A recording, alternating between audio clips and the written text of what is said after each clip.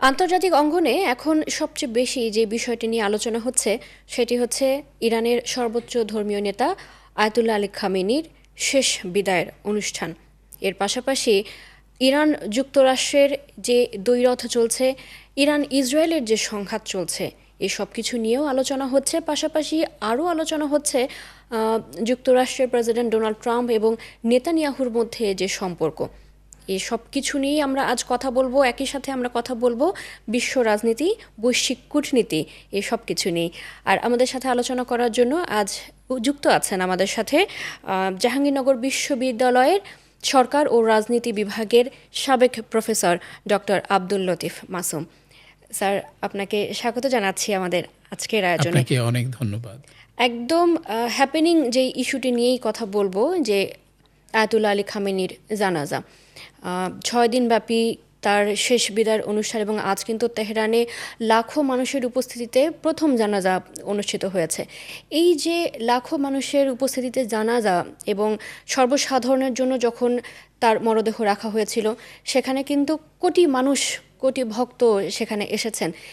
এই বিষয়টাকে কিভাবে দেখছেন? এটি কি শুধুই ধর্মীয় আবেগ, নাকি এটি রাজনৈতিক শক্তি প্রদর্শনেরও একটি বার্তা?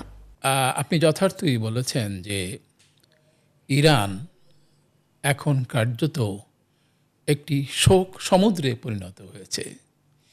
ইরানের সকল সীমান্ত এবং তেহরান ঘিরে কোটি কোটি মানুষ আহাজারি করছে, শোক জ্ঞাপন করছে। আপনারা যারা ছবিগুলো দেখেছেন তারা আবেগ আপ্লুত না হয়ে হয়তো বা পারবেন না। আয়াতুল্লাহ খামেনি ইরানের অবিসম্বাদিত নেতা।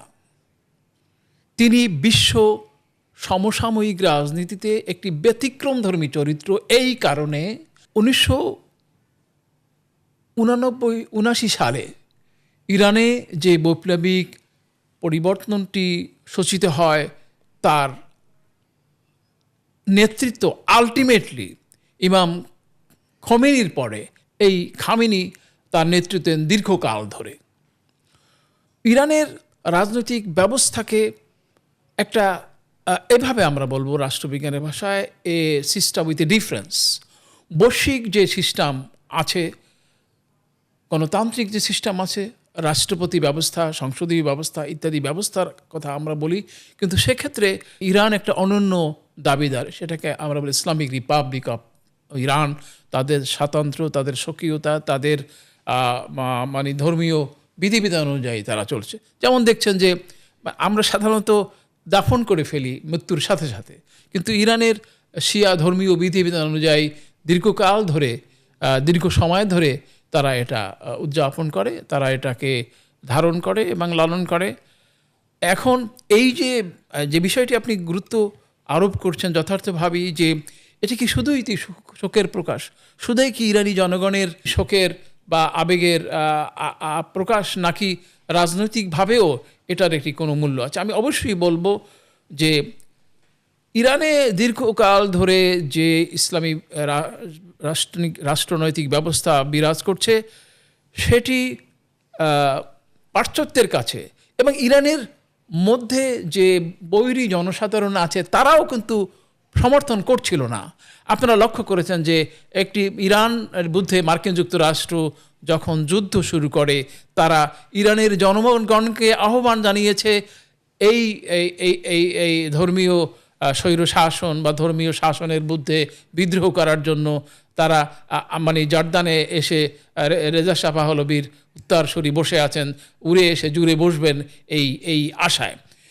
যতই দিন গেছে ততই যুদ্ধ দীর্ঘায়িত হয়েছে, এবং যুদ্ধ দীর্ঘায়িত হওয়ার ফলে যে বৈরী জনমত কিছুটা ইরানের মধ্যে প্রকাশ পেয়েছিল ইরানের ধর্মীয় ব্যবস্থার মধ্যে, সেটি প্রশমিত হয়েছে এবং আলটিমেটলি ইমাম খোমেনির হত্যার মধ্য দিয়ে সমগ্র জনগোষ্ঠী আবার একত্রিত হয়েছে। যে ভিন্নতা, যে মতদ্বৈরতা বা তাদের মধ্যে যে বিরোধ ছিল, সেটি বিরোধকে ভুলে গিয়ে তারা একটা একক শক্তি হিসাবে ইরান আজকে ইমাম খামেনির মৃত্যু তারা তারা শোক পালন করছে।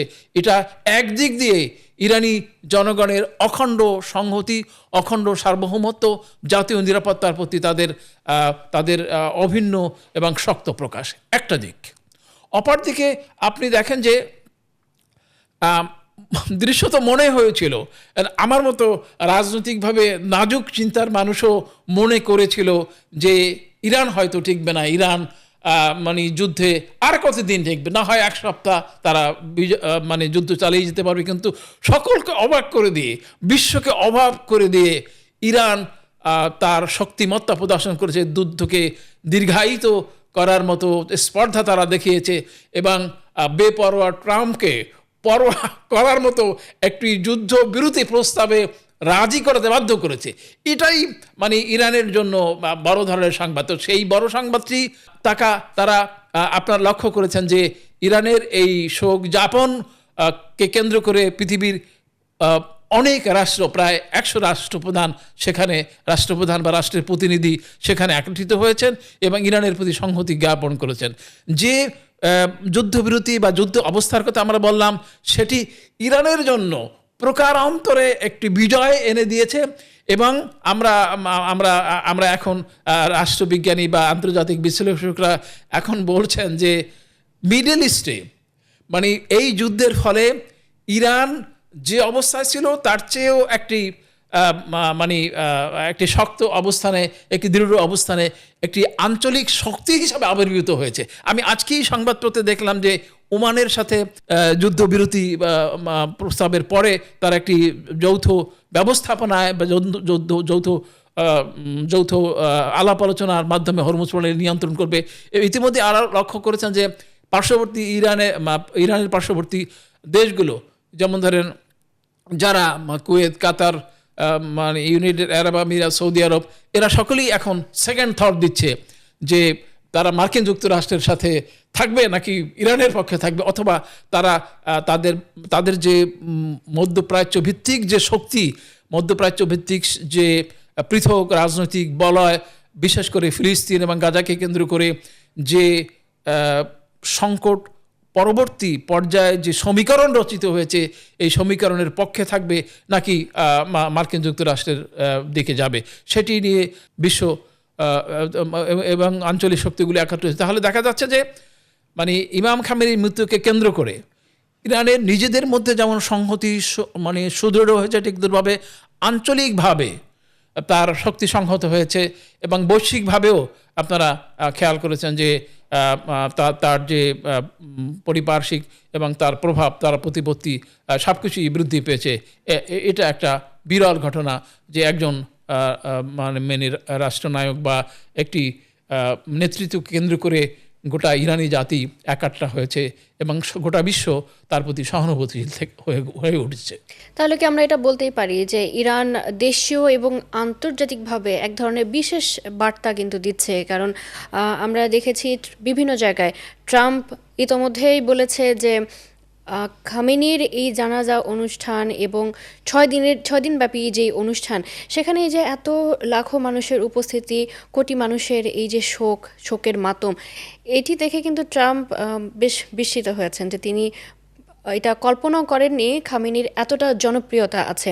যুক্তরাষ্ট্রকে কোনো ধরনের বার্তা কি বিশেষ করে দিল কিনা? খামেনির এই যে বিস্ময়কর জনপ্রিয়তা বা আবেগ আপ্লুত রাজনৈতিক নেতৃত্বে নিঃসন্দেহে আপনার কথা আমি একমত যে ট্রাম্প বিস্মিত হয়েছেন এবং একটু ক্ষুব্ধ হয়ে বলছেন যে ইরানকে কিছু সময় দেওয়া গেল শোক জ্ঞাপনের জন্য, কিন্তু সেটি তার অনুগ্রহ নয়, সেটি ইরানিদের অর্জন।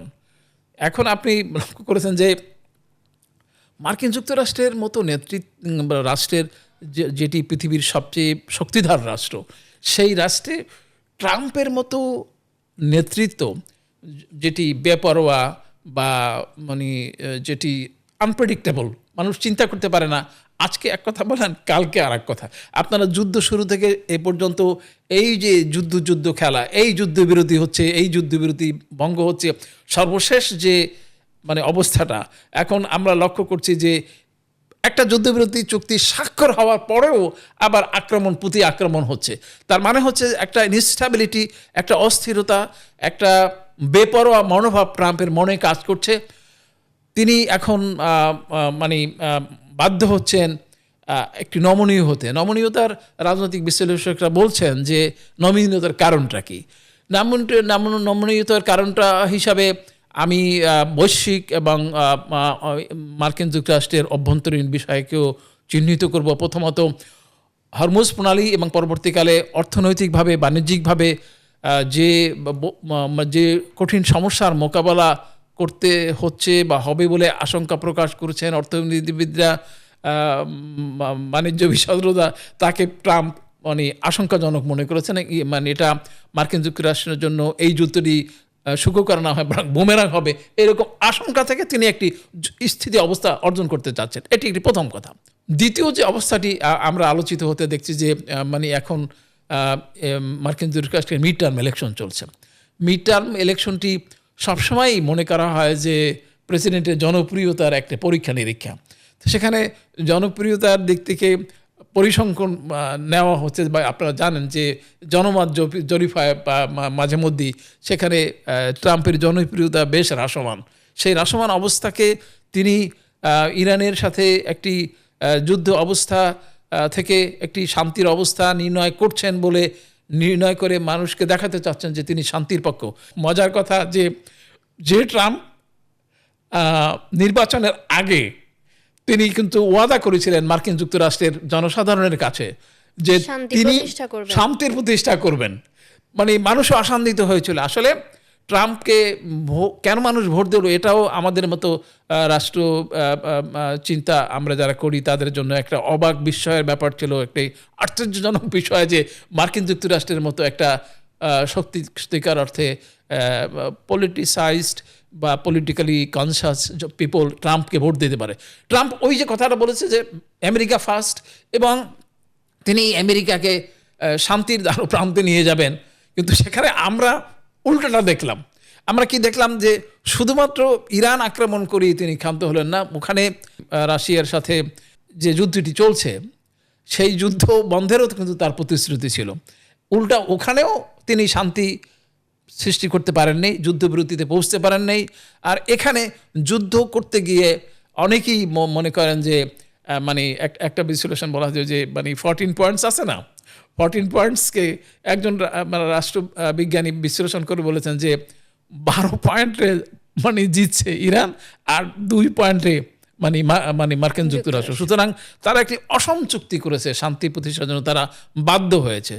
এই বাধ্যবাধকতাটা মার্কিন যুক্তরাষ্ট্রের জন্য আলটিমেটলি মানে কোনো সুখকর ঘটনা নয়।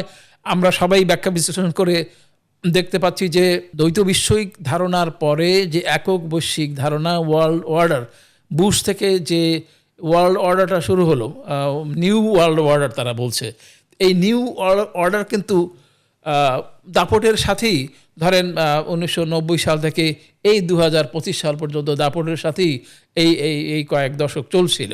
কিন্তু এখন এটা এই ট্রাম্পের এই বেপরোয়া মনোভাব এবং সঙ্গতিবিহীন অথবা পারম্পর্য বিবর্জিত যে পররাষ্ট্রনীতি বা কূটনীতি বা যুদ্ধনীতি তিনি চালাচ্ছেন, সেটার মানে ওয়ার্ল্ড অর্ডার চ্যালেঞ্জের সম্মুখীন হয়েছে। রাষ্ট্রবিজ্ঞানীরা বলছেন যে একটা স্বাধীন সার্বভৌম রাষ্ট্রের প্রতি সমুদ্র পাড়ি দিয়ে মার্কিন যুক্তরাষ্ট্র যে আক্রমণ চালানো, নগ্ন আক্রমণ চালানো ইরানের উপর, এটি বৈশ্বিক ব্যবস্থাকে বিপর্যস্ত করে দিয়েছে। পৃথিবীতে আমরা সবাই জানি যে আমরা ব্যক্তিগতভাবে কিন্তু কথা বলার সময় নিয়ম কানুন, সহ্যতা মানে ভদ্রতা, সৌজন্য, সভ্যতা আমরা পালন করি। সামাজিকেও একটা নীতি আমরা মানে ফলো করি। কিন্তু সেখানে আপনি লক্ষ্য করবেন যে খুবই কষ্টের বিষয় যে পৃথিবীতেও কিন্তু এরকম একটি বৈশ্বিক রুলস রেগুলেশনস, আইন কানুন, আন্তর্জাতিক রীতিনীতি, সভ্যতা আছে, যেটা ইউনাইটেড নেশনস বলেন বা অন্যান্য যে সমস্ত সংস্থাগুলো আছে যেগুলো পিস অ্যান্ড মানে ডেভেলপমেন্টকে নিয়ন্ত্রণ করে, সমস্ত কিছুকে বিসর্জন দিয়ে, সমস্ত কিছুকে অগ্রাহ্য করে একেবারে নগ্নভাবে বেপরোয়াভাবে মার্কিন যুক্তরাষ্ট্রের ট্রাম্প যে করেছে সেটা এই পৃথিবীর বিশ্ব ব্যবস্থাকে একেবারেই নাজুক করে দিয়েছে। এখন সে কারণে রাশিয়ার বিরুদ্ধে কেউ ব্যবস্থা দিতে পারছে না। সে কারণে এখন যদি এখন যদি ভারত যদি তার প্রতিবেশীদের আক্রমণ করে তাহলে পরে তার মধ্যে যে ব্যবস্থা হবে সেরকম কিছু মনে হচ্ছে না। অর্থাৎ একটা বেপরোয়া, একটা অরাজক, একটা বিশৃঙ্খল আন্তর্জাতিক ব্যবস্থার সৃষ্টি করেছেন ট্রাম্প। এই বিষয়টাতেই একটু জানতে চাচ্ছিলাম যে ট্রাম্প যেমনটি এর আগে প্রতিশ্রুতি দিয়েছিলেন যে শান্তি প্রতিষ্ঠা করবেন, তিনি কিন্তু শান্তি প্রতিষ্ঠা করতে পারেননি, রাশিয়া ইউক্রেন যুদ্ধ বন্ধ করতে পারেননি। উল্টো তিনি ইসরায়েলের সাথে যৌথভাবে যুক্ত হয়ে ইরানে হামলা চালিয়েছেন। চীনকে ঘিরে যুক্তরাষ্ট্রের যে একটা অবস্থান, পাশাপাশি ভেনেজুয়েলাতে সামরিক শক্তি প্রদর্শন করে সেখানকার প্রেসিডেন্টকে তুলে নিয়ে আসলেন। আসলে কি ট্রাম্প একটা দেশের নেতা এটি করতে পারে না? আন্তর্জাতিক আইন আসলে কি বলে? এটা একটা ন্যাক্কারজনক উদাহরণ। পৃথিবী একসময় মাইট ইজ রাইট এই কথা বলতো, জোর যার মুলুক তার, এইটি ছিল পৃথিবীর ব্যবস্থা। রাজা রাজ্য, রাজধানী, সাম্রাজ্য, এইসব কথাবার্তা আমরা জানি। কিন্তু এই সময় পৃথিবী যখন কয়েক হাজার শতাব্দী অতিক্রম করেছে সভ্যতার পথে, সেখানে একজন প্রেসিডেন্টকে উঠিয়ে নিয়ে আসবে, এটি কল্পনা করা যায় না।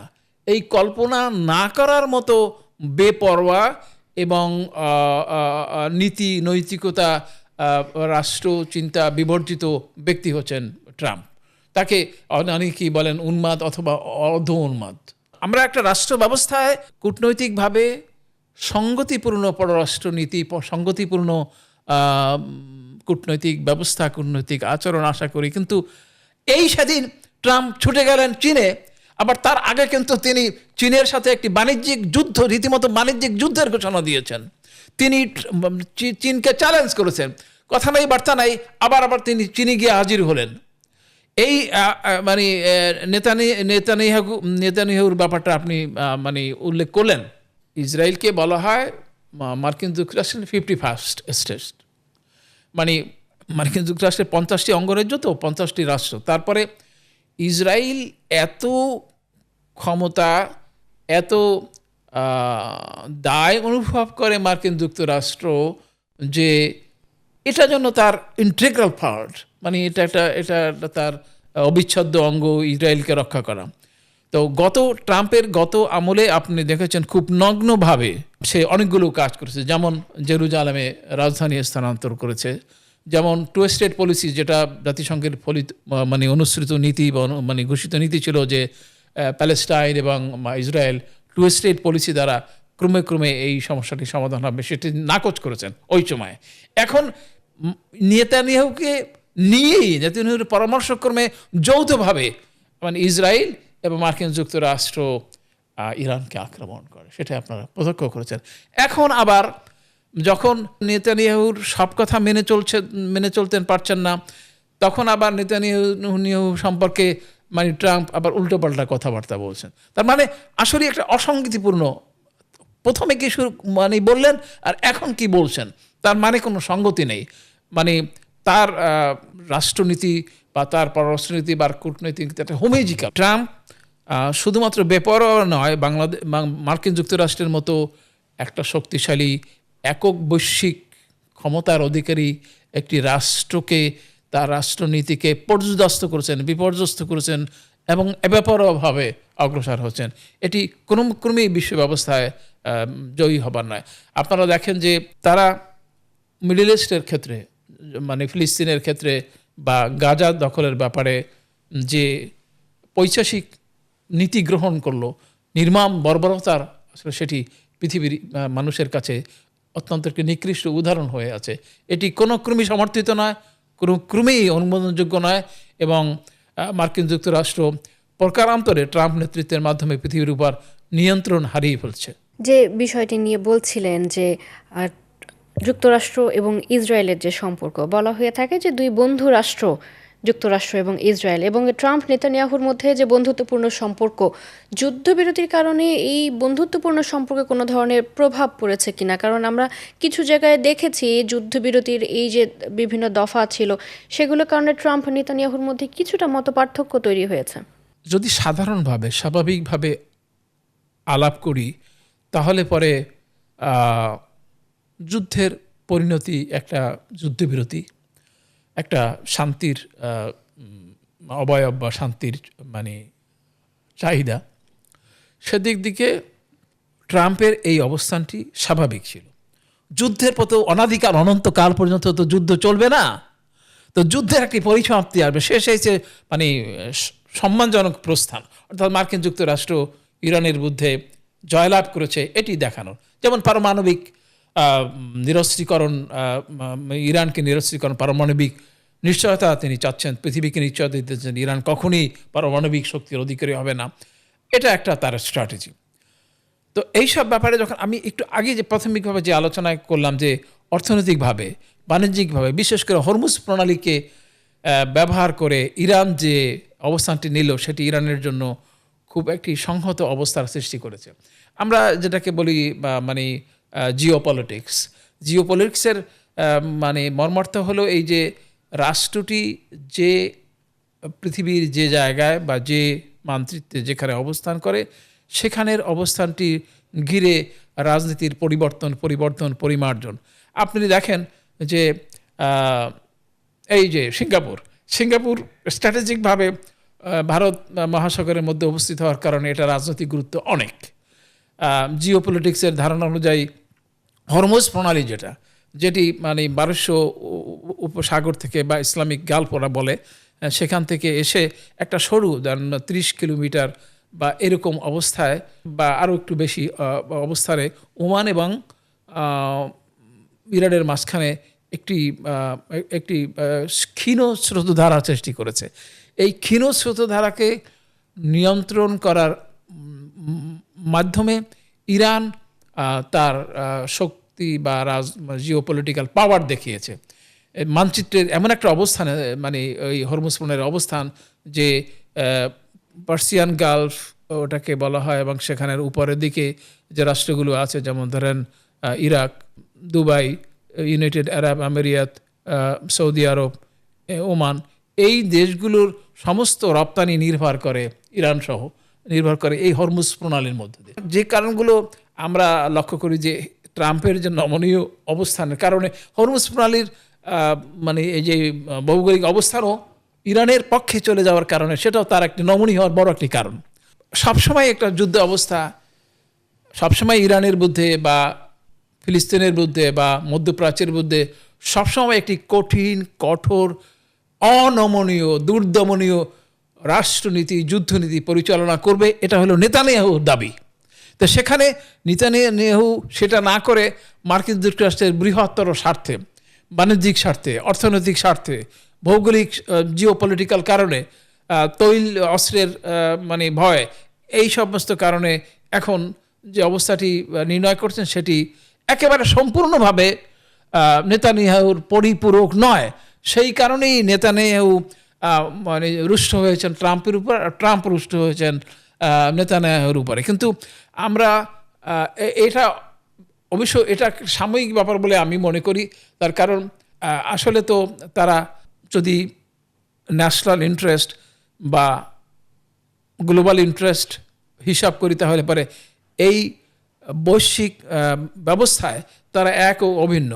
পৃথিবীর মানে মুসলিম রাষ্ট্রগুলোকে অবদমন করবার জন্য, মধ্যপ্রাচ্যকে একেবারে হাতের মুঠায় নেওয়ার জন্য এবং ইরানকে একেবারেই নিরস্ত্র করার জন্য দুই শক্তির মধ্যে একটা অভিন্ন ঐক্য আছে। সেটি সাময়িকভাবে হয়তোবা এখন একটু বিরোধ নেতানিয়াহু বনাম ট্রাম্প লক্ষ্য করা যাচ্ছে, কিন্তু আলটিমেটলি এই বিরোধ হতে থাকে। বা আমরা অন্যভাবেও বলতে পারি যে যদিও দুই নেতৃত্ব বাড়াবাড়ি করছে, কিন্তু সেখানে ফলোড পলিসি হিসাবে মার্কিন যুক্তরাষ্ট্রের রাষ্ট্র হিসাবে মানে যদি আপনারা মানে বিষয়টি দেখেন তাহলে পরে সেই 1948 সালে ইসরায়েলের সৃষ্টি থেকে শুরু করে এ পর্যন্ত মার্কিন যুক্তরাষ্ট্র অনমনীয়ভাবে, অনৈতিকভাবে, দুর্দমনীয়ভাবে ইসরায়েলকে সমর্থন করছে। শুধুমাত্র ট্রাম্পই না, তো ট্রাম্প একটু বাড়াবাড়ি করছে আর কি, এবং এই বাড়াবাড়ির কারণে আবার নেতানিয়াহুর সাথে তার নিয়ন্ত্রণ নিয়ে কৌশলগত বা স্বার্থগত দ্বন্দ্বের সৃষ্টি হয়েছে। মধ্যপ্রাচ্যের কিছু দেশ আছে যারা কিন্তু এই সংঘাতের বিষয়ে একদমই নিশ্চুপ। সৌদি আরব, কাতার, তুরস্ক বা আরব আমিরাতের কথা যদি বলি, তারা এই পরিস্থিতিকে কিভাবে দেখছে? এটা খুব আনফর্চুনেট। আপনি দেখেন যে মধ্যপ্রাচ্যে 1948 সাল থেকে এই পর্যন্ত 4টা যুদ্ধ হয়েছে। ইসরায়েল একটা ছোট রাষ্ট্র এবং চারিপাশে হচ্ছে আরব স্টেটসগুলো। তো সেই প্রায় প্রতিটি যুদ্ধে ইসরায়েলের কাছে নিদারুণভাবে পরাজিত হয়েছে এই পরিপার্শ্বের মুসলিম রাষ্ট্রগুলো। এর প্রধান কারণে হলো তাদের মধ্যে ঐক্য নেই। সেই সময় 48, 56, 67, 77 এই যে যুদ্ধগুলো হলো, এই যুদ্ধগুলোতে ইসরায়েল জয়লাভ করেছে এবং জয়লাভ করার মধ্য দিয়ে এই মেসেজ রাষ্ট্রগুলোকে দিয়েছে, পার্শ্ববর্তী রাষ্ট্রগুলোকে দিয়েছে যে সে যে কোনো সময় যে কোনোভাবে যে কোনো রাষ্ট্রকে ইনস্টেবল করতে সক্ষম। বিশেষ করে মার্কিন মদদে সৌদি আরব, আপনারা জানেন যে মানে একটা স্বীকৃতি দেওয়ার মতো অবস্থায় চলে গেছিল। এখন এই মুহূর্তেই ধরেন মানে ইসরায়েলকে স্বীকৃতি দিয়েছে ইউনাইটেড আরব আমিরাত, কাতার, এই কুয়েত, এই সমস্ত ছোট ছোট দেশগুলো, সুদান, জর্দান, এই সমস্ত রাষ্ট্রগুলো ইসরায়েলের সাথে একটা সখ্য, একটা সম্পর্ক, একটা গোপন আতাত রক্ষা করে চলছে। তার ফলে আসল যে বিষয়টি, ফিলিস্তিনি জনগণের স্বাধীন এবং সার্বভৌম রাষ্ট্র অর্জনের যে আন্তর্জাতিক প্রতিশ্রুতি, সেটি অর্জিত হচ্ছে না। এবং সবচেয়ে কষ্টকর বিষয় হচ্ছে যে এই সব শাসকগুলোর সাথে জনগণের একটি দূরত্ব বিরাজ করছে। জনগণ ফিলিস্তিনি জনগণের পক্ষে, সৌদি জনগণ বলেন, কাতার, কুয়েত, ওমান, আরব আমিরাত, তুরস্ক, সিরিয়া, জর্দান, যেখানেই আপনি বলেন, মানুষ হচ্ছে ফিলিস্তিনি জনগণের পক্ষে, আর এর শাসক গোষ্ঠী হচ্ছে ইসরায়েলের পক্ষে। কারণ হলো শাসক গোষ্ঠী শাসন করে, তারা জনমতের প্রতিনিধিত্ব করে না। গণতন্ত্র সেখানে অনুপস্থিত। সেখানে বিশেষ করে ইসলামের দৃষ্টিভঙ্গিতেও যদি আপনি কথা বলেন যে সৌদি আরব হচ্ছে, আমরা বলি না যে খাদিমুল হারামাইনের শরীফাইন, পবিত্র নগরী দ্বয়ের রক্ষাকর্তা, পালনকর্তা, মানে তারা ইসলামের রক্ষক হিসেবে দাবি করে। মক্কা মদিনা যেখানে সেখানে অবস্থিত, সেখানে তারা অভিভাবকত্ব দাবি করে। ধর্ম হিসাবেও ইসলামের মানে ধারক বাহক হওয়ার কারণে সেটা দাবি করে, কিন্তু তারা তাদের কর্তব্য পালন করছে না। তারা যখনই ক্রাইসিস হয় তখনই মানে আমেরিকার দালাল হিসাবে, আমেরিকার পক্ষ নিয়ে, আপনারা খেয়াল করেছেন পরবর্তী যুদ্ধের এই কয়েক মাস যে যুদ্ধ চললো, যুদ্ধের পরবর্তীকালে এ ধরনের সংবাদ বেরিয়েছে। আপনারা জানেন যে এই মধ্যপ্রাচ্যের প্রায় সব দেশগুলোতে মার্কিন সৈন্য অবস্থান রয়েছে, ঘাঁটি রয়েছে। এই ঘাঁটিগুলোকে ইরান আক্রমণ করেছে। আবার তারাও, এই আরব রাষ্ট্রগুলো গোপনে ইরানের বিরুদ্ধে অবস্থান নিয়েছে এবং ইরানের কোনো কোনো ক্ষেত্রে ইরানের অবস্থানে আক্রমণ করেছে, সে খবরও বেরিয়েছে। তার মানে হচ্ছে যে তাদের কাছে ন্যায়, নীতি, জনমত, ফিলিস্তিনি জনগণের স্বার্থ, স্বাধীনতা কোনো গুরুত্বপূর্ণ নয়। তাদের কাছে গুরুত্বপূর্ণ হচ্ছে তাদের ক্ষমতা, এবং ক্ষমতা কেবলমাত্র ক্ষমতায় কি চ্যালেঞ্জ করতে পারে। এখন যখন মানে খেয়াল করলেন আপনি, ইরানের সাথে মার্কিন যুক্তরাষ্ট্রের সমঝোতা বা যুদ্ধবিরতির পরে এখন তারাও আস্তে ধীরে ইরানের সাথে একটি সমঝোতায় বা সখ্যতায় পৌঁছতে চাচ্ছে। তাহলে বোঝা যাচ্ছে যে এই যে একটু আগে আমরা বললাম যে জনগণ নয়, ন্যায় নয়, নীতি নয়, শুধুমাত্র ক্ষমতা, এবং ক্ষমতাই এই সমস্ত আরব দেশগুলোর জন্য নিয়ামক, সম্পর্কের নিয়ামক, রাষ্ট্রনীতির নিয়ামক, সব কিছুর নিয়ামক। আমরা মানে আজকের পৃথিবী কত এগিয়ে গেছে, গণতান্ত্রিক বিশ্ব, সারা পৃথিবীতে প্রজাতন্ত্র রয়েছে, গণতন্ত্র রয়েছে। এখনও আমাদের দেখতে হচ্ছে মামলুকাতুস আরাবিয়াতুস সৌদিয়া, অর্থাৎ সৌদি আরবের প্রতি মাটির মালিক হচ্ছেন সৌদি বাদশাহ, জনগণ নয়। কিন্তু জর্দানে একই অবস্থা, কুয়েত, কাতার, সব জায়গায় একই অবস্থা। তাহলে পরে মানে রাজনৈতিকভাবে বা মানে সভ্যতার টার্মসে যদি আমরা আলোচনা করি, তাহলে সেই সময়ের মধ্যযুগীয় এই সামন্তবাদ সেখানে অবস্থান করছে, সেখানে প্রজাতন্ত্র না, সেখানে গণতন্ত্র কোনো মূল্যবান ভূমিকা পালন করছে না।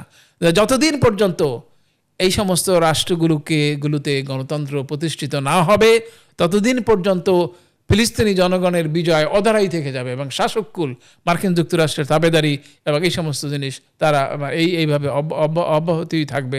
কষ্টের কথা হচ্ছে এই যে সেখানে যে গণতান্ত্রিক আন্দোলন নাই। আপনি দেখেন মিশরে একটা গণতান্ত্রিক আন্দোলন হলো, মানে আমরা সেই যদি আমরা আরব বসন্তের যুগে ফিরে যাই, তাহলে আরব বসন্ত বিভিন্ন মানে জায়গায় গণতন্ত্রের একটা ভিত্তি স্থাপন করেছিল, একটা সম্ভাবনা সৃষ্টি করেছিল। আপনি দেখেন লিবিয়ায় কী হলো, লিবিয়ায় গাদ্দাফিকে হত্যা করা হলো। মার্কিন যুক্তরাষ্ট্রের সেখানে স্বার্থ ছিল, জনগণের নাম করে যে আন্দোলনটি হয়েছে সেখানে আলটিমেটলি সেটি মার্কিন যুক্তরাষ্ট্রের সুবিধা, গাদ্দাফিকে তারা হত্যা করতে সক্ষম হলো। কিন্তু লিবিয়ায় কি সে শান্তি ফিরে এসেছে? লিবিয়া এখন divided, sub divided and fragmented. একই অবস্থা সিরিয়ায়, আপনারা জানেন দীর্ঘকাল ধরে যুদ্ধ চলল সিরিয়ায়। আরব স্প্রিংয়ের ফলাফলের কথা আমি বলছি।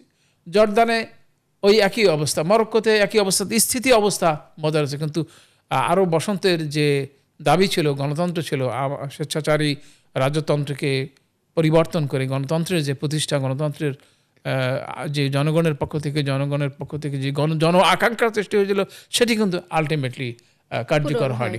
তার ফলে আমাদের প্রশ্ন করতে ইচ্ছা করছে, পশ্চিমেরা যে কথাটা বলে যে whether the democracy is incompatible to Arab states, গণতন্ত্র কি আরব রক্ত, আরব আবহাওয়া, আরব জনগণের সঙ্গে সঙ্গতিপূর্ণ নয়? তো সেই প্রশ্ন আসছে। এবং সেখানে এটা আমি অবশ্য রাষ্ট্রবিজ্ঞানের একজন ছাত্র হিসাবে এটা আমি বলবো না যে গণতন্ত্রই হচ্ছে সর্বশ্রেষ্ঠ ব্যবস্থা। আপনারা যদি ইরানের মতো একটি ব্যবস্থা দেখাতে পারেন, সেটা যদি জনসমর্থিত হয় বা যদি সেটা ইসলামিক কালচার বা ইসলামিক শাসন ব্যবস্থা যেভাবেই তারা ব্যাখ্যা করুক, তারা যদি জনগণের সার্বভৌমত্ব মানে অর্জন করতে পারে, সেটাই সার্থকতা। মানে লিবিয়া বলতেন জামাহেরিয়া, গাদ্দাফি গ্রিন বুকে তার যে বিখ্যাত মানে ব্যবস্থাপনা বা নীতি কৌশল বলছেন যে গ্রিন বুক জামাহেরিয়া যদি বাংলায় অনুবাদ করতে হলে জনগণতন্ত্র বলতে হয়। এই জনগণতন্ত্র হোক, আর এই মিশরের একসময়ের দাপুটে প্রেসিডেন্ট জামাল আব্দুল নাসেরের আরব গণতন্ত্র হোক, যেভাবেই হোক, যদি একটি গণতান্ত্রিক বিশ্ব সৃষ্টি হয় আরব জাহানে, যদি সেখানে মানুষের কথা বলার অধিকার থাকে, যেখানে মানুষের শাসন করার অধিকার থাকে, তাহলে পরে আপনি দেখবেন যে ইরানের এই যে মানে খামেনির মতো একটি মানে জনগণ সমর্থিত, জনগণ আবেগায়িত একটি সরকার বা একটি রাজনৈতিক ব্যবস্থা প্রতিষ্ঠিত হবে। এই সব পরিস্থিতি, মধ্যপ্রাচ্যের পরিস্থিতি, তারপর ইসলামিক কান্ট্রিগুলোর যে অনৈক্য, ট্রাম্পের টালমাটাল অবস্থা, সব কিছু কিন্তু খুব গভীরভাবে পর্যবেক্ষণ করছে চীন এবং রাশিয়া। কিন্তু কেন তারা কি যুক্তরাষ্ট্রকে ছাপিয়ে বিশ্বের সর্বোচ্চ মোড়ল হতে চায়? আমরা আগেই বলেছি যে বুশ থেকে, অর্থাৎ কালাপস অফ সোভিয়েত ইউনিয়ন 1989, এর পরে একটি বৈশ্বিক ব্যবস্থা, নতুন বৈশ্বিক ব্যবস্থা সৃষ্টি হলো। সেটা কি? আমরা যে বাইপোলার ওয়ার্ল্ডের কথা বলি, সেটা ইউনিপোলার ওয়ার্ল্ড, অর্থাৎ দ্বৈত বৈশ্বিক ধারণার পরিবর্তে একক বৈশ্বিক ধারণা সৃষ্টি হলো। এই একক বৈশ্বিক ধারণাটি ধরুন 2090 সাল থেকে 2020 সাল বা 25 সাল পর্যন্ত যদি আমরা সম্প্রসারিত করি, তাহলে পরে দেখা যায় যে এককভাবে মার্কিন যুক্তরাষ্ট্র সারা পৃথিবীর রাজনীতি, অর্থনীতি, কূটনীতি সব কিছু নিয়ন্ত্রণ করছে। এটা একক বৈশ্বিক ব্যবস্থা। কিন্তু এর মধ্যেই ওই সোভিয়েত ইউনিয়নের পতনের পরই আমরা লক্ষ্য করি যে পৃথিবীর বিভিন্ন জায়গায় মানে মার্কিন যুক্তরাষ্ট্রের অবস্থানের বিরুদ্ধে বিভিন্ন রাজনৈতিক আঞ্চলিক শক্তির আবির্ভাব হয়েছে। যেমন ধরেন বলা হয় চীন, আপনি অর্থনৈতিক শক্তি হিসাবে চীন কিন্তু বড় ধরনের একটি চ্যালেঞ্জ, এবং অর্থনীতিবিদরা আশা প্রকাশ করেন যে আরও কয়েক দশকের মধ্যেই চীন মার্কিন যুক্তরাষ্ট্রকে অতিক্রম করে অর্থনৈতিক পরাক্রম, অর্থাৎ পৃথিবীর মানে সর্বশ্রেষ্ঠ অর্থনৈতিক শক্তিতে পরিণত হবে। এখনই রাজনৈতিক শক্তিতে পরিণত হয়েছে, এখন তো মানে দ্বিতীয় অবস্থানে আছে, আপনারা জানেন। তো সেটি একটি কিন্তু বিরাট মানে চ্যালেঞ্জ টুয়ার্ডস মার্কিনীদের যে প্রভুত্ব, গ্লোবাল পাওয়ারের ক্ষেত্রে তাদের যে কর্তৃত্ব তার একটা বিরাট চ্যালেঞ্জ। এরপরে ইরানের এই যুদ্ধের মাধ্যমে ইরান একটি রিজিওনাল পাওয়ার হিসাবে আবির্ভাব হয়েছে। মিশর একটি রিজিওনাল পাওয়ার হিসেবে দাবি করে, নাইজেরিয়া দাবি করে, দক্ষিণ আফ্রিকা দাবি করে, আমাদের ইন্দোনেশিয়া দাবি করে, বিশেষ করে ভারতও খুব আড়ম্বরে শক্তিমত্তা প্রদর্শন করতে চায়। এই যে রিজিওনাল পাওয়ার্সগুলোর যে বিকাশ, লালন, সম্ভাবনা, সেটি মার্কিন নেতৃত্বকে, মার্কিন শক্তি ব্যবস্থাকে অবশ্যই চ্যালেঞ্জ করছে। এবং আপনারা দেখবেন যে 2-1 দশকের মধ্যেই তাদের অবক্ষয়, তাদের ডিক্লাইন হয়তো চলে আসবে। সেটা আমরা হয়তো আমাদের মতো বর্ষিয়ান মানুষেরা হয়তো দেখবে না, কিন্তু আপনাদের মতো যারা মানে নতুন জেন জি, তারা হয়তো দেখবে যে পৃথিবী মার্কিন যুক্তরাষ্ট্রের প্রভুত্ব মুক্তি হয়েছে এবং সারা পৃথিবীতে গণতন্ত্র প্রতিষ্ঠিত হয়েছে, মানুষের অধিকার প্রতিষ্ঠিত হয়েছে। ট্রাম্পের অবস্থান নিয়ে একটু জানতে চাচ্ছিলাম। এই যে ট্রাম্পের বলা হচ্ছে যে মিথ্যাচার করেছেন এক ধরনের শান্তি প্রতিষ্ঠার নামে, শান্তি প্রতিষ্ঠা করতে পারেননি, উল্টো তিনি মিথ্যাচার করছেন। একই সাথে বিভিন্ন দেশে এই যে যুদ্ধের কারণে নিজ দেশেও তার জনপ্রিয়তা কিছুটা কমে গিয়েছে। অর্থনীতি, মূল্যস্ফীতি, তারপর অভিবাসন নীতি, পররাষ্ট্রনীতি সব কিছু মিলে নিজ দেশে ট্রাম্পের যে জনপ্রিয়তা কমে গিয়েছে। 3 নভেম্বর যে মধ্যবর্তী নির্বাচন হওয়ার কথা রয়েছে যুক্তরাষ্ট্রে, সেখানে কতটুকু প্রভাব পড়তে পারে? আমার মনে হয় যে ভালো প্রভাব পড়বে, তার কারণ মার্কিন যুক্তরাষ্ট্রের জনসাধারণ সুখে থাকতে চায়। মানে আমরাও ওখানে যখন গেছি তখন মানে খেয়াল করেছি যে মানুষ রাজনীতি সম্পর্কে অতটা খুব আগ্রহী না। যেমন আমাদের দেশের লোকেরা মানে কোথায় কোথায় রাজনীতির খোঁজখবর নেয়, রাজনীতি নিয়ে সম্পৃক্ত মিটিংয়ে যায়, মিছিলে যায়, এই করে সেই করে, কিন্তু আমেরিকান জনগণ রাজনীতি নিয়ে অত মাথা ঘামাতে রাজি না। তারা মানে মানে তারা ওই যে মানে সুখে থাকতে চায়। তারা মানে ইট ড্রিঙ্ক অ্যান্ড বি মেরি, যে কথাটা আমরা বলি, ইট ড্রিঙ্ক অ্যান্ড বি মেরি, খায় দায় ফুর্তি করে। তো এই ফুর্তির অবস্থায় তাদের প্লেজারে যখন পেইন আসে তখনই তারা ক্ষিপ্ত হয়ে ওঠে। মানে ট্রাম্পের বিজয়ের কারণ ছিল যে মানে ট্রাম্প বলছে যে আমি তোমাদেরকে সুখ দেব, তোমাদের শান্তি দেব, মার্কিন যুক্তরাষ্ট্রের প্রভুত্ব দেব, আমেরিকা ফার্স্ট।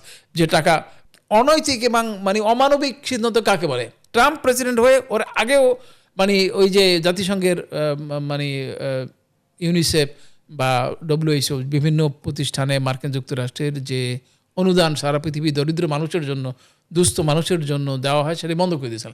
এখন এবারে টোটালি বন্ধ করে দিয়েছে। উনি বলছেন যে ন্যাটোর মতো মানে যুদ্ধ জোটকেও তিনি সহায়তা দিতে রাজি না। এই জন্য এখন ইউরোপ মহা চিন্তায় পড়ে গেছে। ইউরোপে আরেকটা এককভাবে বৈশ্বিক শক্তির আবির্ভাব হতে যাচ্ছে, এককভাবে চিন্তা করছে ট্রাম্পের ওই পলিসির কারণেই। কিন্তু তো এখন মানে ট্রাম্পের এই পলিসি প্রভাব বিচার করবে ডোমেস্টিক পলিটিক্সে, এবং 3রা নভেম্বর যে নির্বাচন হতে যাচ্ছে সেই নির্বাচনে রিপাবলিকানদের ভরাডুবি হওয়ার যথেষ্ট সম্ভাবনা রয়েছে। আবারও একটু ফিরতে চাই খামেনির জানাজার বিষয়ে, যেটি 6 দিন ব্যাপী চলছে। সেখানে আমরা দেখেছি যে তার 3 ছেলে উপস্থিত থাকলেও নিরাপত্তার কারণে মোস্তফা খামেনি কিন্তু উপস্থিত ছিলেন না এবং থাকবেন না, তাই জানিয়েছেন। বিষয়টিকে কিভাবে দেখছেন? মানে খুব দুঃখের সাথে, খুব কষ্টের সাথে আমি বলছি, এটা কোনো যুদ্ধ নয়। মার্কিন যুক্তরাষ্ট্র ইরানের বিরুদ্ধে যে যুদ্ধ করেছে, এটা কোনো যুদ্ধ নয়, এটাকে হত্যাযজ্ঞ। পৃথিবীর কোন ইতিহাসে আছে যে রাষ্ট্রপ্রধানকে হত্যা করা হয়? পৃথিবীর কোন কূটনীতিতে আছে যে রাষ্ট্রপ্রধানকে ধরে আনা হয়? পৃথিবীর কোন কূটনীতিতে আছে, কোন নীতিতে আছে যে মানে সেনাপ্রধানকে হত্যা করা হয়? যুদ্ধ একটা ভিন্ন জিনিস। আপনি যুদ্ধের তো একটা নীতি আছে, জেনেভা মানে কনভেনশনের কথা আমরা বলি, যুদ্ধেরও তো একটা নীতি আছে। সেখানে যুদ্ধে আপনি দেখলেন যে মানে আমেরিকা ইরানে শত শত শিশুকে হত্যা করেছে। এই যে একটা স্কুলে কয়েকশো গার্লস স্কুলে একটা শিশুদেরকে হত্যা করেছে। অর্থাৎ ইমাম খামেনিকে হত্যা করা একটা অরাজনৈতিক এবং অমানবিক এবং একটা কলঙ্কজনক, আমি ভাষা খুঁজে পাচ্ছি না এটি নিন্দা করার। আপনারা লক্ষ্য করেছেন যে বাংলাদেশের পক্ষ থেকে এর নিন্দা করা হয়েছে। আমাদের মাননীয় স্পিকার হাফিজউদ্দিন আহমেদ বাংলাদেশ প্রতিনিধিত্ব করেছেন মানে শোকানুষ্ঠানে জানা যায়, এবং তিনি তার তার মৃত্যুর জন্য শোক প্রকাশ করেছেন, তার হত্যার নিন্দা করেছেন। এবং এই অবস্থাটি বাংলাদেশ সহ সারা পৃথিবীর মুসলিম জনসাধারণের জন্য খুবই কলঙ্কজনক, লজ্জাজনক। এই তারা যদি এখনও যদি শক্তিশালী না হয়, যদি তারা ইউনাইটেড না হয়, একটা তথাকথিত OIC, organisation of Islamic conference আছে, কিন্তু সেই অর্গানাইজেশন অফ ইসলামিক কনফারেন্সের মাধ্যমে পৃথিবীর সমস্ত মুসলমানদের সুবিধা, অসুবিধা, সমস্যা, তাদের বৈশ্বিক এবং তাদের পারিপার্শ্বিক, রাজনৈতিক, বাণিজ্যিক স্বার্থগুলো সমন্বিত করার যে উদ্যোগ নেওয়া দরকার সেটি হচ্ছে না। আর এটা কেবলমাত্র মার্কিন যুক্তরাষ্ট্রের জন্যই না, মানে তাদের যে আপনি একটু আগে ইঙ্গিত দিলেন যে সৌদি আরব, আরব, কাতার, কুয়েত, এই যে মানে তথাকথিত ইসলামিক রাষ্ট্র, এরা মার্কিন যুক্তরাষ্ট্রের এজেন্ট হিসাবে কাজ করে এবং এরাই ultimately organization of Islamic conference, Islamic cooperation, organization of Islamic কোঅপারেশনকে অকার্যকর করে রেখেছে। তো সুতরাং মানে ইমাম খোমেনির নেতৃত্ব আজকে নেই, তিনি বেঁচে নেই, কিন্তু তার উত্তরাধিকার রয়েছে। আপনারা খেয়াল করেছেন যে এই যে মুস্তাফা খামেনি, তিনি মানে without contest, without any hesitation, বিতর্ক বা কোনো কিছু, সব কিছুর ঊর্ধ্বে নেতৃত্বে এসছেন এবং এটা সঙ্গত যে তিনি এই মিছিলে, এই শোকাবহ অনুষ্ঠানে উপস্থিত হননি। তার কারণ মার্কিন যুক্তরাষ্ট্রের তো কোনো নীতি, রীতি, ভদ্রতা, সৌজন্য, সভ্যতা, ভব্যতা, জ্ঞান নেই, যে কোনো সময় তারা হত্যা করতে পারে। এবং আরও খুব মানে আশ্চর্যের ব্যাপার যে ওখানে যখন মানে বাইরে গেছে, জেনেভাতে যখন কূটনৈতিক আলাপ আলোচনার জন্য পাকিস্তানি প্রতিনিধি দল গেছে, সংবাদ বেরিয়েছে পেপারে, আপনারা দেখবেন যে মানে পাকিস্তানের প্রধান সেনাপ্রধান এবং মানে রাষ্ট্রপ্রধান এবং এই যারা কূটনৈতিকভাবে ব্যস্ত ছিলেন তাদেরকে হত্যা করার জন্য মোসাদ পরিকল্পনা করেছে। তাহলে কোন বিশ্বে অবস্থান করি আমরা? মানে আমি আগেই বললাম যে যুদ্ধ তো একটা ভিন্ন জিনিস। তো যুদ্ধ তো মানে আমাদের সেই পুরানো আমলের কথা আমরা শুনি না, যে মানে সেই যখন অস্ত্রের যুদ্ধ ছিল, যখন মানসিংহ এবং একজন আমাদের ইসাখা যুদ্ধ করতে করতে দুজন, একজনের মানে মানসিংহের তরবারি ভেঙে গেছে, তখন এই ইসাখা আঘাত করছেন না, তিনি বলছেন যে তোমার তরবারি ভেঙে গেছে, এই নাও তরবারি, তারপরে তুমি যুদ্ধ করো। এইটাই যুদ্ধের নিয়ম। কিন্তু নগ্নভাবে, অনৈতিকভাবে, একেবারে জঘন্যভাবে, বিশেষ করে মোসাদ এবং ইসরায়েল বিভিন্ন জায়গায় রাষ্ট্রপ্রধানদের হত্যা করেছে এবং সিআইএরও এই ধরনের রেকর্ড আছে। আপনি যদি 1945 সাল থেকে ইতিহাস নেন, ইতিহাস ঘাটেন, তাহলে দেখবেন যে ওই দাগ হ্যামারশোল, জাতিসংঘের যে প্রধান জাতিসংঘ মহাসচিব ছিলেন, তাকে হত্যার জন্য তাদেরকে অভিযুক্ত করা এবং পৃথিবীর অনেক রাষ্ট্রপ্রধানকে হত্যা করার জন্য তাদের পিছনে বা মানে তাদের প্রত্যক্ষ পরোক্ষ মদত আছে। অর্থাৎ পৃথিবী ক্রমশ মানে মানে মার্কিন যুক্তরাষ্ট্রের নেতৃত্বে একটি অনৈতিক, অকূটনৈতিক, একটি অযাচিত, অবাঞ্ছিত পথে অগ্রসর হয়েছে এবং ডোনাল্ড ট্রাম্পের মধ্য দিয়ে তার আমরা একটা সর্বশেষ অবস্থা বা সর্বশেষ সংস্করণ লক্ষ্য করছি, যেটি জঘন্য, বেপরোয়া এবং অসম্ভব, মানে পরাক্রান্ত, অন্যায় এবং ধ্বংসের লিধার প্রতিরূপ আমরা লক্ষ্য করছি। আয়াতুল্লাহ আলী খামেনির বিদায় অনুষ্ঠানে কিন্তু আমরা দেখেছি যে লাল পতাকা প্রদর্শন করা হয়েছে, যেটিকে বলা হয় যে শিয়া মুসলিমদের প্রতিশোধের প্রতীক, এবং জানাজাতেও সেখানেও কিন্তু তারা ট্রাম্পের বিরুদ্ধে স্লোগান দিয়েছে। এটিকে কি বলা যায় যে যুক্তরাষ্ট্র বা ট্রাম্পের বিরুদ্ধে প্রকাশ্যে যুদ্ধ ঘোষণার বার্তা? এটা তো স্বাভাবিকভাবেই মনে করা হয় যে 79-এ যখন ইরানের ইসলামিক রেভলিউশন হয়, সেই দৃশ্যগুলো টেলিভিশনের পর্দায় দেখার সৌভাগ্য আমাদের হয়েছে। আমরা লক্ষ্য করেছি যে শাহানশাহ রেজা শাহ পাহলভীর পক্ষে সেনাবাহিনী আক্রমণ করছে, ট্যাঙ্ক যাচ্ছে, ট্যাঙ্কের নিচে মানুষ শুয়ে পড়ছে, মেশিন গানের গুলি আসছে, মানুষ বুক পেতে দিচ্ছে, লক্ষ লক্ষ মানুষ ওই বিপ্লবে শাহাদাত বরণ করেছে। এই যে শাহাদাতের যে ব্যাপারটি, এখনও ইরান সেটির উত্তরাধিকার দাবি করে। বিশেষ করে মার্কিন যুক্তরাষ্ট্রের মতো ট্রাম্পের মতো প্রেসিডেন্টের বেপরোয়া মনোভাবের কারণে এটা আরও তুঙ্গে আরও একটি উগ্রতায় পড়ছে, যেটা আপনি বললেন যে লাল পতাকা প্রদর্শন করছে, তারা প্রতিশোধের ঘোষণা দিচ্ছে। এটি তো কোনো পৃথিবীর মানুষের জন্য, সভ্যতার জন্য আজকের শান্তি এবং স্বস্তির জন্য কোনো সুখবার্তা নয়। আঘাত করলে প্রতিঘাত তো পেতেই হবে।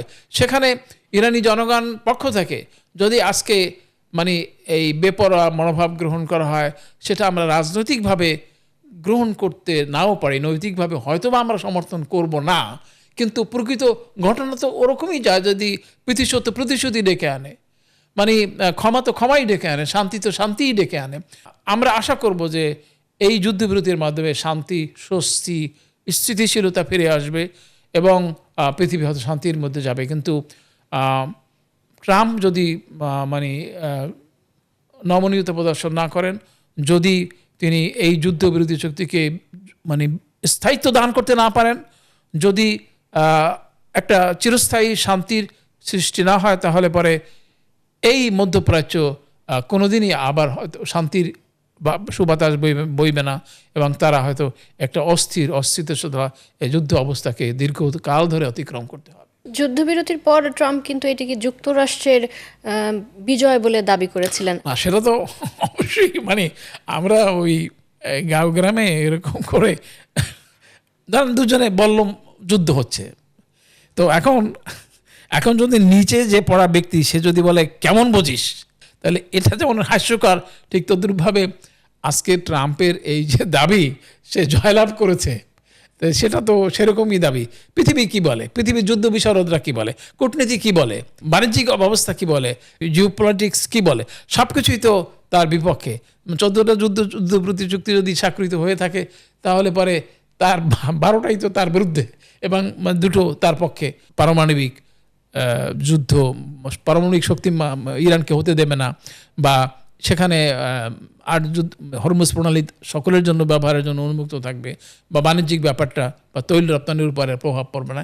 এই সমস্ত বিষয়গুলো অর্জন এবং বর্জনের ঘটনা, এবং এই অর্জন বর্জন তো যুদ্ধ ফলে এটাই হয়। নিরঙ্কুশভাবে মার্কিন যুক্তরাষ্ট্র জয়লাভ করবে বা নিরঙ্কুশভাবে ইরান জয়লাভ করবে এরকম না। যদি আপনি ওই মানে যুদ্ধবিরতি তো এটাই হয়, যুদ্ধবিরতি তখন হয়, কখন হয়, যখন দুই পক্ষই আর মানে এগোতে পারে না, ওই অর্থাৎ যুদ্ধ করে করে আপনি তাকে পর্যস্ত, কিন্তু আপনারও যে অবস্থা ওর মধ্য দিয়ে তো নিঃশেষ হয়ে যায়। তো এই নিঃশেষ অবস্থাটা তো মার্কিন যুক্তরাষ্ট্রের জন্য এখন একেবারেই প্রমাণ সাপেক্ষ হয়ে যাচ্ছে যে তারা নিঃস্ব হয়ে যাচ্ছে, আর পারছে না। 5 বছর পরে যদি আমরা একটু ফিরে তাকাই, ইতিহাস এই সংকটকে কিভাবে মনে রাখবে?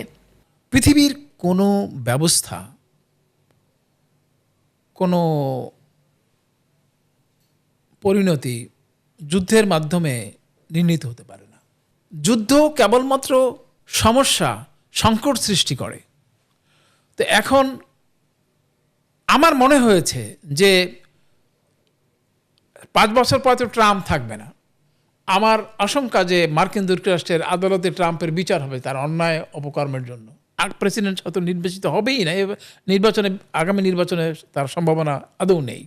এখন সে যে অন্যায়টি করছে তার জন্য তাকে ব্যক্তিগতভাবে এবং মার্কিন যুক্তরাষ্ট্রভাবে রাষ্ট্রিকভাবে মূল্য দিতে হবে। আজকে 5 বছর পরে যেভাবে ঘটনাবলী এগুচ্ছে, ইমাম খোমেনির নেতৃত্ব, যুদ্ধ অবস্থা, পারিপার্শ্বিক অবস্থা এবং যুদ্ধবিরতি, মার্কিন যুক্তরাষ্ট্রের পারিপার্শ্বিক অবস্থান ইত্যাদি সব কিছু মিলিয়ে হয়তো বা 5 বছর পরে আমরা দেখতে পাবো যে ইরান আরও শক্তিশালী হয়েছে, ইরান আরও দুর্দমনীয় শক্তি হয়ে উঠেছে। তো সেখানে আমরা কখনোই আশা করব না যে শক্তির মাধ্যমে শক্তির জবাব দেওয়া হোক। অবশ্যই যে কথাটি আমরা বললাম, বিশেষ করে ইরান কেন্দ্রিক, ইরান সেন্ট্রিক যে মধ্যপ্রাচ্য রয়েছে, সেই মধ্যপ্রাচ্যে তারা আবার শক্তি মদমত্ততার প্রদর্শন করুক, শক্তির মাধ্যমে সমস্ত সিদ্ধান্ত নিক, এটা আমরা চাইব না। অবশ্যই আমরা চাইব গণতান্ত্রিকভাবে এবং আন্তর্জাতিক ন্যায় নীতি এবং মানে কূটনৈতিক শান্তি স্থিতি অবস্থা এবং সৌহার্দ্যের মাধ্যমে তারা এই এই এই মধ্যপ্রাচ্যকে নিয়ন্ত্রণ করবে। আবার যদি খোদা না খাস্তা এরকম হয় যে ইরানে যদি মানে নেতৃত্বের পরিবর্তন হয়, সেটার সম্ভাবনা অবশ্য খুবই ক্ষীণ, তাহলে পরে তো আমরা আবার একটি ভিন্ন অবস্থা লক্ষ্য করব।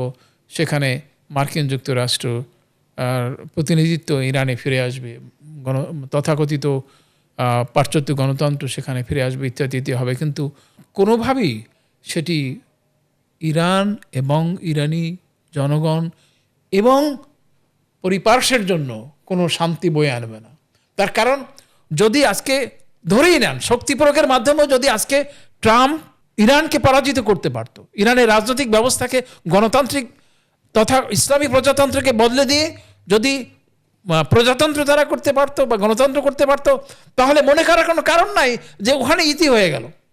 ইরানের জনগণ, আপনি ইমাম খামেনির মৃত্যুর মাধ্যমে আপনারা যেভাবে দেখেছেন যে একাট্টা হয়েছে, সংহত হয়েছে, কোটি কোটি মানুষ সমন্বিত হয়েছে, সেই বিপ্লবী চেতনার দ্বারা যদি পরিবর্তিত হতে পারত, ইরান যদি পরাজিত হতো, তাহলে পরে ইন্টারনাল ওয়ার, সিভিল ওয়ার এই লিবিয়ার মতো, সিরিয়ার মতো, ইয়েমেনের মতো ইরানকেও বিধ্বস্ত করে তুলতো।